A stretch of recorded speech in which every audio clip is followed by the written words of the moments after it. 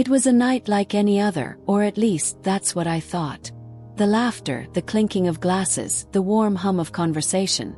It was supposed to be a simple dinner with friends. But what happened next would change everything. My world didn't crash with a bang, but with the sting of red wine splashing across my face, staining my dress and my dignity. In that moment, the room went silent. The laughter didn't stop, but it wasn't meant for me. It was the kind of humiliation you never forget. My husband, Daniel, thought it was all just a joke.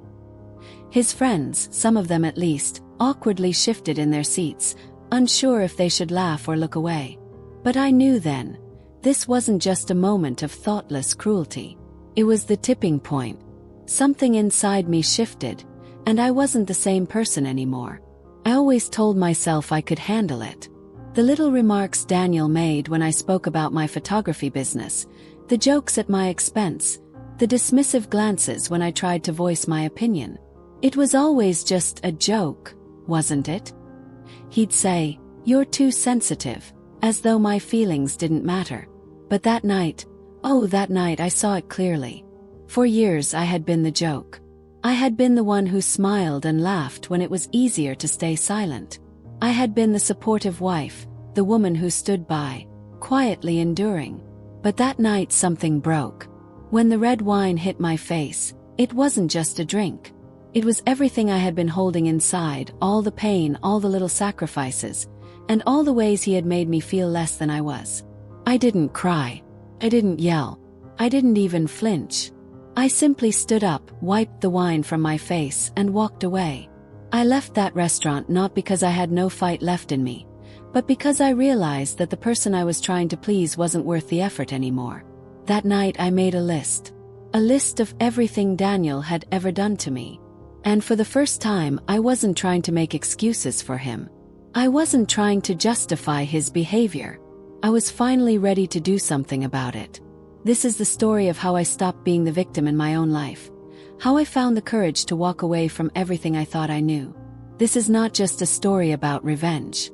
It's about reclaiming your power, about standing up for yourself when the world tells you to sit down and be quiet. And trust me, the hardest part wasn't leaving him.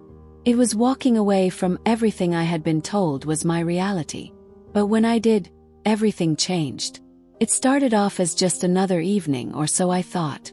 The laughter filled the air, the clinking of wine glasses, the familiar chatter of Daniel's friends around the dinner table.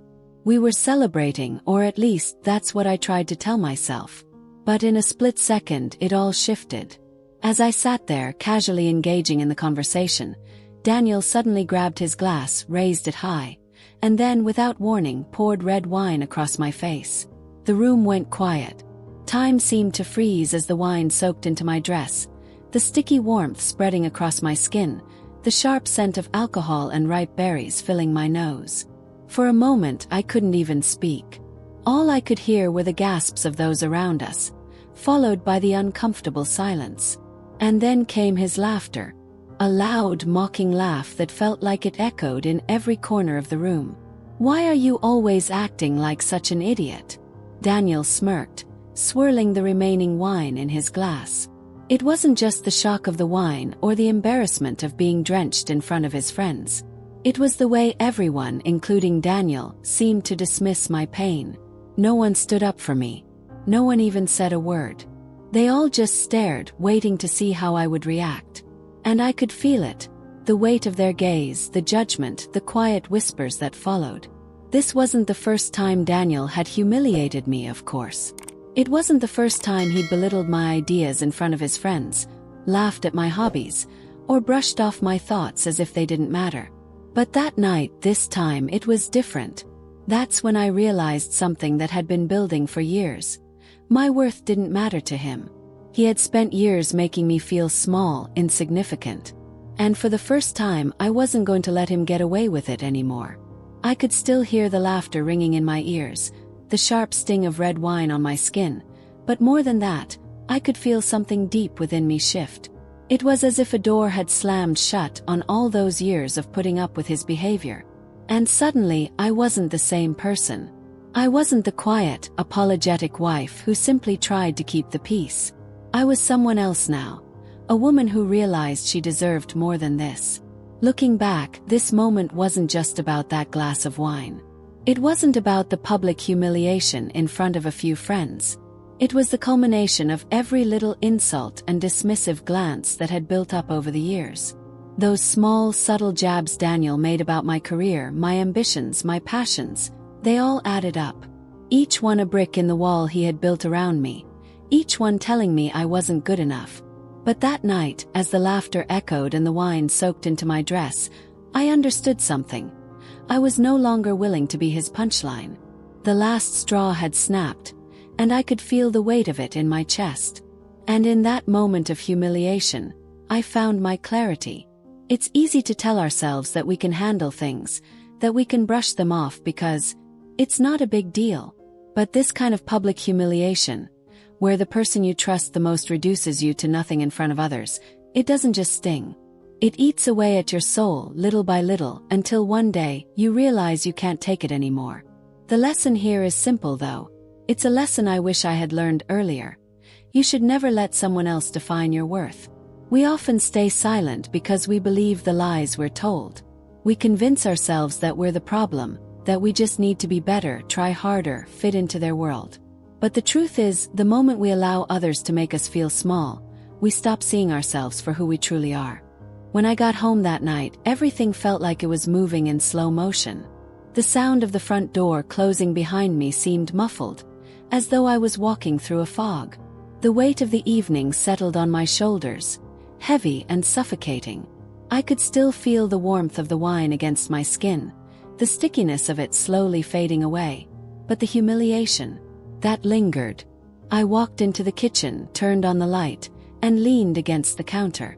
The silence felt deafening. It was in that quiet that the truth began to surface. This wasn't just another argument. This wasn't just Daniel making a joke, or being a little too harsh with me. This wasn't something I could brush off anymore. This was something much bigger. It was a realization that I had been living in the shadow of his cruelty for far too long, convincing myself that it was just a phase, that it would get better. But that night, it hit me. This was who he was. I stood there, staring at the cold countertop, and for the first time I allowed myself to truly think. I wasn't angry yet, though that would come later. What I felt in that moment was something more profound. Clarity. My mind started to replay the countless little moments, the offhand comments Daniel had made over the years, the ones I had brushed off as just jokes. I remembered the sarcastic remarks about my photography business, the eye rolls when I spoke about my dreams, and the way he'd laugh at me in front of his friends, making me feel like I was just some accessory to his life. Was I the only one who had been carrying this weight? Was I the only one who had convinced herself that I had to put up with it? I thought about all the times I had excused his behavior, told myself that he was just stressed, or that he didn't mean it. I made myself believe that I was overreacting, that I needed to be more understanding. I had spent so much time justifying his actions, thinking that maybe I was the problem. But no more. As I sat there, it was as if a switch had flipped. The truth became clear. I was not the problem. He was. I wasn't crazy. I wasn't too sensitive. I had been giving him too many chances, excuses that he didn't deserve. After that night, I knew something had to change. The weight of everything Daniel had said and done, all the times I'd felt humiliated or small, kept swirling in my mind. I couldn't just forget it. I couldn't let it fade away as another moment that would eventually be brushed under the rug. I needed a way to make sense of it all, to hold on to the truth I had just discovered. That's when I decided to write it down. I found an old notebook. Nothing fancy, just a simple one, the kind you keep tucked away in a drawer. I opened it up and, for the first time, I let myself write out all the hurt. I started with that night. I wrote about the glass of wine, the humiliation, the way Daniel's friends laughed, and how I had stood there, drenched in red wine, feeling completely alone. But I didn't stop there. I wrote about the times before. His cutting remarks at family dinners, the way he dismissed my accomplishments, the offhand comments that chipped away at my confidence. I wrote down every time I felt less than, every time he made me doubt myself. I compared the past events to the one that had happened that night. As I went through my memories, the pattern became clearer. It wasn't just the wine incident. It was years of verbal and emotional neglect, of belittling, of feeling like I wasn't enough. What I had considered just rough patches now stood out as a consistent cycle of disrespect. By the time I closed the notebook, I felt something I hadn't felt in a long time. Empowered. For the first time, I wasn't just a passive bystander in my own life. I wasn't going to let the cycle of abuse continue. I had written down the truth. I had documented everything so I could never forget it, so I could never go back to excusing his behavior again. There's something powerful about writing things down. When we put pen to paper, we make something intangible, like pain, confusion, or trauma, into something real.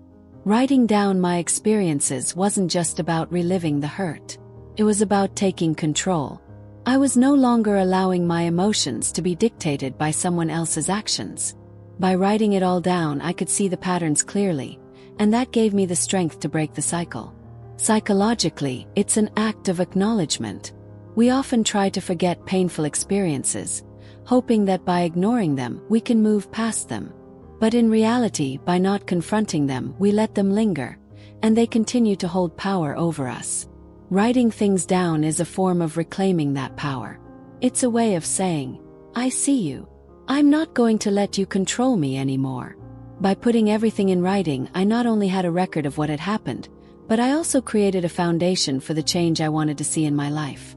Writing was my first step in breaking the cycle, because now I had something concrete to stand on. I couldn't deny the truth any longer. A few days after that night, I was sitting at my desk, scrolling through my phone absent-mindedly, when I stumbled upon something I wasn't expecting. Video. The one from the dinner party. The moment that Daniel had humiliated me, laughing at my expense in front of all his friends. I had no idea that someone had recorded it, but there it was, playing in front of me, a clear, undeniable display of what had happened. In that instant, I knew that I couldn't just let it slip away. I couldn't let this moment of cruelty fade into the past, brushed under the rug like everything else. This time, I wasn't going to stay silent. As the video played, I watched it unfold. There was Daniel, smiling smugly, raising his glass, and then, with a careless motion, throwing the wine in my face. The camera captured every detail. The shock on my face, the laughter of his friends, the discomfort in some of their eyes, and the awkward silence that followed. But it wasn't just the video that caught my attention. It was the realization that this time I had a voice. This time I had proof. I wasn't just the woman standing there in humiliation, hoping for an apology that would never come. This time, I held something in my hands that could no longer be ignored. I hesitated for a moment, my finger hovering over the share button. Part of me wanted to keep the video for myself, to bury it as evidence of what I had been through. But then another part of me, stronger now, knew what I had to do. I sent the video to Daniel, not with any expectations of an apology or a change, but to expose him for who he really was. I also sent it to his friends, to the people who had laughed that night, the ones who had witnessed his cruelty and done nothing. I wanted them to see the truth, to understand that this wasn't just a joke. This was a pattern of disrespect, and it needed to be acknowledged. In the past, I would have kept quiet. I would have smiled, wiped away the wine, and made up some excuse about how it was all in good fun. I would have brushed off the humiliation as just another moment, another unfortunate incident that didn't really matter in the grand scheme of things. I would have convinced myself that it wasn't a big deal, that maybe I was overreacting. But this time was different. By keeping the video, by sharing it with Daniel and his friends, I was making a conscious choice to no longer silence myself. I was choosing not to play the part of the passive, apologetic wife who let things slide for the sake of peace. This time I was taking an active role in my own story. Recording the incident wasn't just about documenting the abuse. It was about taking control. It was about reclaiming my voice, my dignity, and my power. And unlike before, when I quietly endured his behavior, this video was a statement. It said, I see you. I remember what you've done. And I will not let you forget it. By doing this, I was finally breaking the silence that had kept me trapped for so long. This was no longer a matter of just putting up with Daniel's behavior. This was about making sure he, and everyone else, understood the reality of what had been happening all along. It was only a matter of time before Daniel found out. I wasn't surprised when he walked through the door that evening, his face hardening the moment his eyes met mine. He had seen the video. His reaction was exactly what I had expected. Frustration masked with annoyance, trying to mask the panic starting to set in. I could feel the tension in the air, thick and suffocating. "Did you send that video to everyone?" His voice was sharp, demanding, as though he were trying to assert control over the situation. "What the hell is wrong with you, Emma?" I didn't say anything immediately. I just stood there watching him. I wasn't afraid anymore. The moment I had decided to stand up for myself, I knew this moment would come. Daniel wasn't used to being confronted. He wasn't used to being called out for his behavior, especially not by me. And yet, there he was, standing in front of me trying to control the narrative. "You're overreacting, Emma," he said, shaking his head. "It was just a joke. I didn't mean anything by it. Why are you always so sensitive? Don't you know it's all in good fun?" His words were carefully chosen, calculated, like a well-rehearsed script. He knew exactly what buttons to press. "You know I've had a stressful week. You're making a big deal out of nothing. You've always been like this." He was trying to gaslight me, trying to make me believe that I was the problem, that my feelings weren't valid. But for the first time I wasn't buying it. I took a deep breath and looked him squarely in the eyes. "No, Daniel," I said, my voice calm but steady. "This isn't just a joke. Never was. This is the way you've treated me for years. And I'm done pretending that it's okay." In the past I would have folded. I would have listened to him, convinced myself that he was right, that I was overreacting, too sensitive. I would have apologized, brushed it off, and let him back into my world. But something had shifted in me. I had seen through the facade, and I wasn't going to let him manipulate me any longer. Daniel's go-to strategy was always to shift the blame onto me. He wanted to make me feel like the crazy one, the irrational one. That way, he could continue to treat me however he wanted, without any consequences. He had spent years convincing me that I was the problem in the relationship, that I needed to change in order to keep the peace. But now I understood. This was his way of controlling me, and I was no longer willing to let him. The change in me wasn't just a reaction to the video. It was a shift in how I saw myself and how I allowed others to treat me. For the first time, I wasn't second-guessing myself. I wasn't letting him twist the narrative. I knew my worth. And I knew I deserved better than this. How did you feel reading that moment? When Jessica finally stood up for herself, when she decided to not just accept the humiliation but to confront it head-on, did it resonate with you? Have you ever been in a situation where you felt trapped, where someone else's words or actions made you feel small, and you had to find the strength to reclaim your power? I'd love to hear your thoughts and feelings in the comments below. Let's talk about it, because this story isn't just Jessica's. It's a story that so many of us can relate to. So what's your take? How would you have reacted? Share your thoughts with me and let's have a conversation. Your voice matters. You never know, your words might inspire someone else to find the courage to stand up for themselves too. The confrontation with Daniel was just the beginning. As he stormed out of the room, still throwing words at me, something clicked in my mind. I had made my decision. I had spent years in a marriage that had worn me down, slowly eroding my sense of self-worth. But I was done. I knew that walking away from him wasn't just an emotional decision. It was a logistical one. And for the first time, I was going to make sure I was fully prepared. I called a lawyer the next morning. I sat in a small, quiet office, the scent of coffee in the air, as I listened to the lawyer explain my rights. The calm tone of her voice made the reality of what I was about to do feel real. She spoke about custody, financial settlements, and how I could protect myself legally. But it wasn't just about the logistics of the divorce. It was about my safety, my future. As I listened, I realized something. I wasn't just going through the motions. I was making a plan for a life I was finally ready to claim as my own. Every piece of advice she gave, every step we mapped out made it clearer. I had options. Had a way out. After the meeting, I sat in my car for a long moment, staring at the rearview mirror. I wasn't just leaving Daniel behind. I was leaving everything he had made me believe about myself. I was leaving the woman who had accepted the insults and the manipulation. I was moving forward to something stronger, something better. When I got home, I grabbed the notebook from the drawer and opened it again. This time, it wasn't just the past I was recording. It was the truth of what I had endured. I made a list of every time Daniel had belittled me, every time he had made me feel like I wasn't enough. I wrote down every single insult, every dismissive glance, every instance where I had felt small. The list was long. The ink on the page became the weight of years spent in silence, years of pretending things weren't as bad as they were. But the list also became my blueprint for freedom. It was my way of holding on to the truth so that I could never again make excuses for his behavior. The decision to prepare both mentally and legally wasn't an easy one, but it was necessary.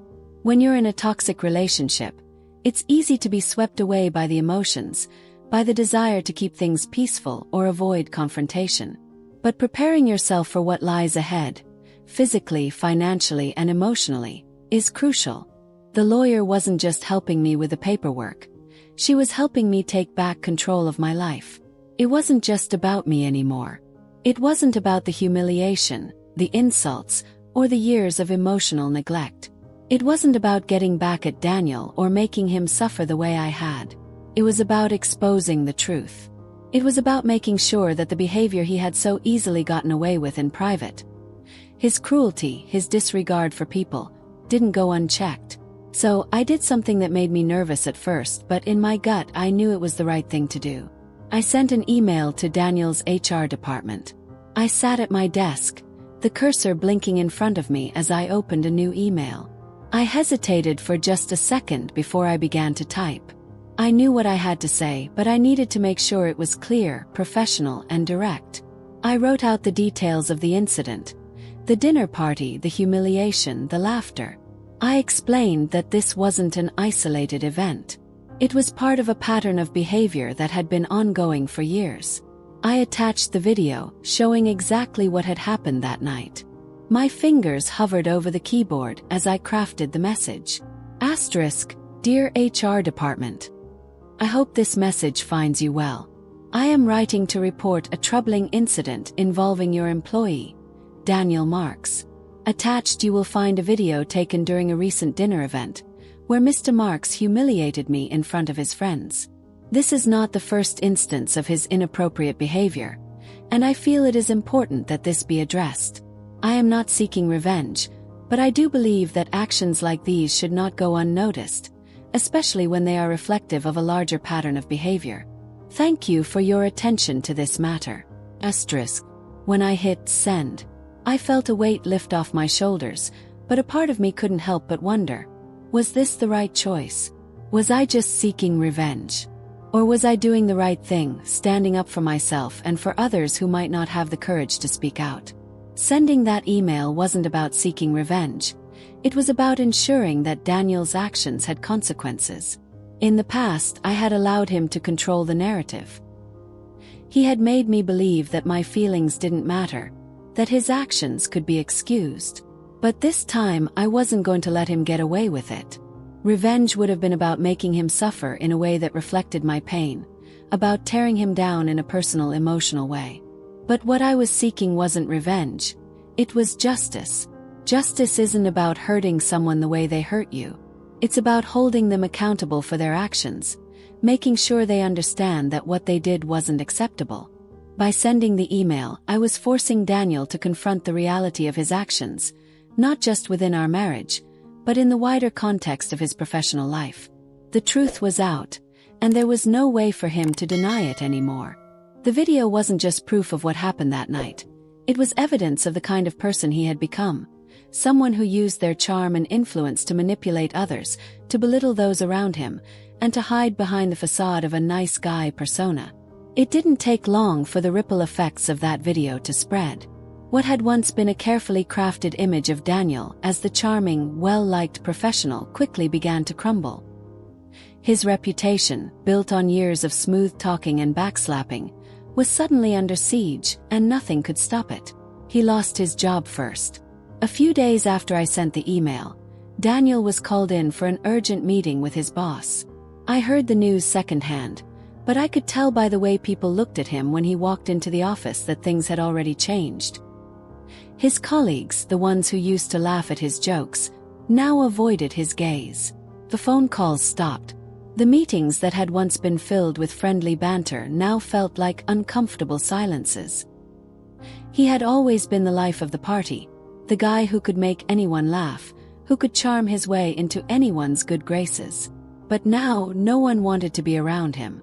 The laughter had faded, replaced by whispers, judgment, and the growing realization that maybe he wasn't the person they thought he was. I watched it all unfold from a distance, but even from afar, I could see the cracks begin to show.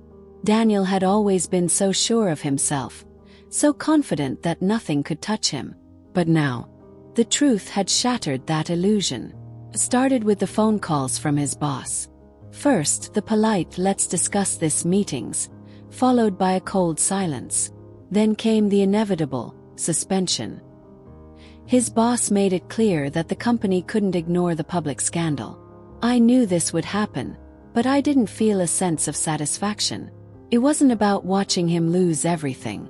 I didn't want him to fall apart. I wanted him to finally face the consequences of his actions. The moment that hit me hardest was when he tried to reach out to his friends, the ones who had been there for him during all those late-night drinks, the ones who had laughed at my expense that night. They weren't there for him now. They didn't return his calls. The group chat, which had once been filled with inside jokes and banter, had gone silent. The whispers began to circulate among his colleagues. Is this the same Daniel we all knew? And it was a question they couldn't ignore anymore. The fallout from Daniel's actions was swift and unforgiving. But it wasn't just about losing his job, or the fact that his reputation was tarnished. It was about everything he lost in the wake of his behavior. He had built his career on charm, on being liked by everyone, on maintaining an image of the funny, easygoing guy. But the truth doesn't stay hidden forever. When it comes to light, it strips away all the layers of pretense. Daniel had always believed that his charm and popularity would protect him, but he learned the hard way that integrity matters more than popularity. He had spent so long pretending to be someone he wasn't, using people for his own gain, that when it all came crashing down, there was nothing left to hold him up. The very people he had once laughed with, the friends who had stood by him, were now the same people who saw him for who he truly was. It had been a few months since I had left Daniel, and with each passing day, I felt the weight of the past lifting. No longer was I tethered to the person who had defined my existence for so long. The guilt, the shame, the endless cycle of self-doubt, they were slowly fading away like the last remnants of a bad dream. I had found a new place, a small apartment, simple but bright. It felt like a blank canvas, and for the first time in years, I had the chance to create something entirely my own. No more empty walls decorated with things that didn't reflect me. No more living in a space that belonged to someone else's vision of who I should be. This apartment was mine, and it was filled with hope. I spent the first few weeks just settling in, unpacking boxes, and figuring out how I wanted to arrange the furniture. The process itself was liberating. It wasn't just about the physical space. It was about creating a space where I could breathe again. I painted the walls a soft shade of blue, a color I had always loved but had never felt allowed to embrace. I put up framed photographs of landscapes I had taken on my photography trips, the same hobby Daniel had dismissed as a waste of time. I decorated my apartment with plants, bright throws, and comfortable furniture. It was simple, but it was mine. Every inch of the space was a reflection of the person I was becoming. And then there was my career. My photography business, which had always been something I was passionate about but never truly allowed to flourish, was now getting the attention it deserved. I started reaching out to clients, booking sessions, and expanding my portfolio. I didn't need Daniel's approval anymore. I had learned to believe in my own work. The confidence I had lost somewhere along the way started to return, piece by piece. I also met new people, real friends who didn't judge me, who didn't make me feel like I was always too much or too little. These were people who appreciated me for who I was, not what I could offer them or how well I played a role.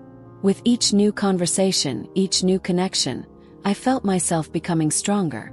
Rebuilding my life wasn't easy. There were moments of doubt, moments when I felt overwhelmed, and I questioned whether I was doing the right thing. But the most powerful lesson I learned was that healing is a process, one step at a time. It wasn't about erasing the past or pretending like it never happened. It was about finding my own worth again and not letting the scars of the past define who I was becoming. When we go through trauma or loss, it's easy to feel like we'll never be able to recover. But the truth is, we all have the capacity to rebuild. Sometimes it takes hitting rock bottom to realize how strong we truly are. The key to rebuilding isn't just about fixing what's broken. It's about finding what parts of yourself have been hidden, buried, or neglected, and giving them the chance to grow. I didn't need to live under Daniel's shadow anymore. I didn't need to seek validation from anyone who made me feel small. I was enough just as I was. It had been months since I last saw Daniel. He had called, left messages, tried to apologize in his own way, but I had stayed firm. I had moved on. My life was mine now, shaped by my own hands, my own decisions. So, when I saw him again, standing across the room at a social event, my first instinct wasn't to run or to hide. It was to observe. He was different. The confident, smooth-talking Daniel I had once known was gone. There was no charm in his smile, no confidence in the way he stood. He looked out of place, as if the world had shifted underneath his feet, leaving him struggling to catch up. His usual swagger was nowhere to be seen. Instead, there was a shadow of uncertainty behind his eyes, an expression I hadn't seen before. I watched him for a few moments, wondering what had happened to the man who had once made me feel so small. The man who had ridiculed me, belittled me, and treated me as if I were nothing. He had once used his charm as a shield, manipulating everyone around him with the ease of a practiced performer. But now I could see it. His mask was cracked. As he spotted me, his face softened, and for a fleeting moment, I could see the remnants of the man I had once loved. He started walking towards me, his steps hesitant. When he reached me, he stopped for a moment, almost as if he were waiting for permission to speak. "Emma," he began, his voice quieter than I remembered. I've been thinking about everything. About us. About what I did. I was wrong and I'm sorry. I can't keep living like this. Please, can we start over?" His words, though they carried a sense of urgency, didn't hold the power they once would have. There was no conviction in them, no real apology, just desperation. He wasn't asking for my forgiveness. He was asking me to fix his life, to make it better, to make him feel whole again. But I wasn't the woman I had been when I first met him. I wasn't the woman who had spent years trying to make him love me, trying to win his approval, trying to earn a place in his world. I wasn't that woman anymore. This moment was different. This time it was clear. I had moved on. Daniel's regret was real, but it wasn't for the right reasons. He wasn't asking for forgiveness because he truly understood the depth of the pain he had caused. He was asking because he could no longer control me, no longer manipulate the situation to his advantage. The tables had turned, and for the first time, he was the one feeling small. I stood there looking at him and realized just how much I had changed. The woman who had once felt desperate for his love and approval, who had been willing to forgive him time and time again, was no longer the woman standing in front of him. That woman had died a long time ago. What stood before him now was someone who had learned to love herself, who had rediscovered her own worth and no longer needed anyone to validate her existence. I looked at him, then gently shook my head. "I'm sorry, Daniel, but I'm not that woman anymore. I've moved on. And so should you." As I turned and walked away, I felt a sense of freedom I had never known. The weight of the past, the emotional chains that had once bound me to him, were gone. I didn't feel anger, I didn't feel regret. I just felt peace. I was no longer tethered to the man who had once been my whole world. I had reclaimed my life, my identity, and my future. Thank you so much for listening to Jessica's story. I hope it resonated with you and maybe even inspired you to find your own strength, just like she did. The lesson here is simple.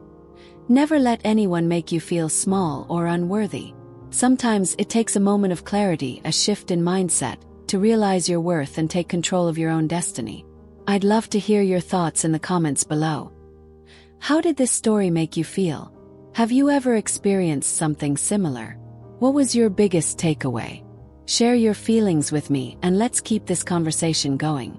And if you enjoyed this video, don't forget to like, share, and subscribe so you can hear more stories like this in the future.